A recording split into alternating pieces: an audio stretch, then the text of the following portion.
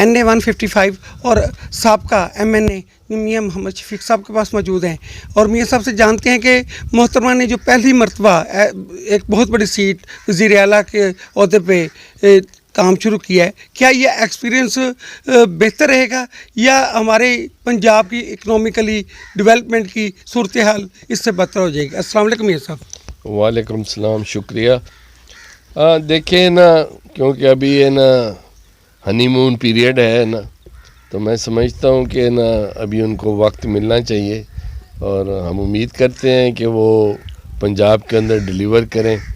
جو اب تک کی جو صورتحال ہے وہ کوئی اتنی اچھی تو نہیں ہے نا، جو خاص طور پر جو ان کا بڑا فوکس تھا پنجاب کی صفائی پر، دیہاتوں میں صفائی، شہروں میں صفائی، کہ اس کے نتائج کوئی اچھے تو نہیں مل رہے ابھی تک۔ جو نتائج ہیں نا، کوئی خاص نہ دیہاتوں میں کوئی صفائی کا پروگرام چل رہا ہے، اور نہ ہی شہروں میں آپ کہیں چلے جائیں تو گندگی کے ویسے ہی ڈھیر لگے ہوئے ہیں۔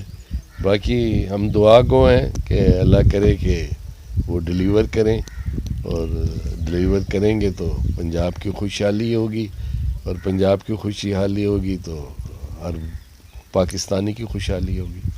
میاں صاحب، جو بھی لیڈر اہم عہدے پہ آتا ہے، عوام کی خواہش ہوتی ہے کہ ان کو ریلیف ملے۔ اس حوالے سے ہمارے ناظرین کو بتائیں کہ بجلی کے بل وغیرہ کے حوالے سے۔ دیکھیں، ریلیف تو تب ملے گا جب خزانے میں کچھ ہوگا۔ جب خزانے میں کچھ نہیں ہے تو کسی نے کیا ریلیف دینا ہے نا۔ یہ تو ایسے لوگوں کو دھوکہ دینے والی بات ہے نا۔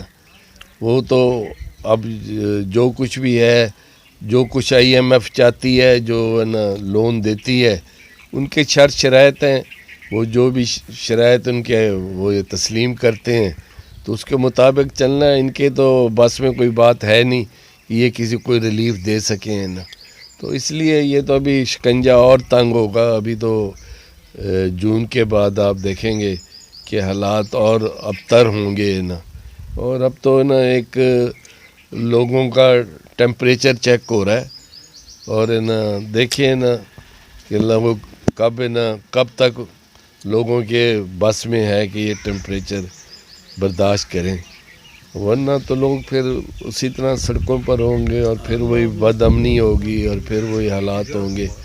تو اس لیے نا جو اس وقت لوگوں کا، کاشتکار کا، کاروباری لوگوں کا، ہر بندہ پریشان ہے، اور حکومت بار بار سوچ رہی ہے کیسے ٹیکس لگائیں، کس طرح لگائیں، کتنے ٹیکس بڑھائیں۔ تو کب تک لوگ ہیں نا یہ سارا وزن اٹھائیں گے، بوجھ اٹھائیں گے؟ آپ کا کہنے کا مقصد جب تک ہم غلامی سے نجات نہیں پائیں گے اس وقت تک کچھ ڈیلیور نہیں ہو سکتا، کچھ ڈیولپمنٹ نہیں ہو سکتی؟ دیکھیں جی، ظاہری بات ہے نا، اب تک ہم نے جو کیا ہے، اب تک ہم نے جو قرضے لیے ہیں، اب تک ہم نے جو کچھ اتنا سب کچھ کیا ہے، تو وہ ہم نے پیسے کہاں لگائے ہیں؟ قوم کو بتائیں نا۔ کیا یہ صرف موٹر وے ہی ہے نا؟ کیا موٹر وے کوئی لوگوں کو روزگار دے رہا ہے؟ میں یہ نہیں کہہ رہا کہ میں اس کے مخالف ہوں نا، وہ بھی ہماری ضرورت ہے۔ ریلوے تباہ ہو گئی ہے نا، اس کو 1 ٹکا نہیں دیا، وہ نقصان میں جا رہا ہے، PIA نقصان میں جا رہا ہے، وابڈا نقصان میں جا رہا ہے۔ کون سا نا جو نا سٹیل مل ہے وہ بند پڑی ہے، اربوں روپے ان کی تنخواہیں دی جا رہی ہیں۔ یہ ہم پہلے اپنے جو گھر کی چیزیں ہیں اس کو تو ٹھیک کریں، نہ سمجھ۔ جب تک ہم ان کو بیچ کے ان سے جان نہیں چھڑوائیں گے، ان سے نا حکومت جو ہے، جو اتنا ڈیفیسٹ ہے نا اس کا بجٹ کے اندر ہے، اس کو ہم دور نہیں کریں گے، کیا یہ بھی IMF کر کے دے گی؟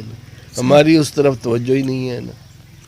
اب سر موجودہ حکومت نے بہت سارے محکموں کی لسٹیں، ان کے اوپر ورک شروع ہو گیا ہے، ان کے اوپر سمری بننی شروع ہو گئی ہے کہ ان کو نہ پرائیویٹ کیا جائے، ان کو نجکاری کی جائے۔ کیا اس طریقے سے سارے محکمے اگر ہم نجکاری کی طرف لے جائیں گے تو ملک کے لیے کوئی اچھا ہوگا؟ دیکھیں جی، ہمارے ہاں جو ہے وہ یہ ہے کہ ہمارے لیے یا اس ملک کے لیے وہ بہتر ہے نا۔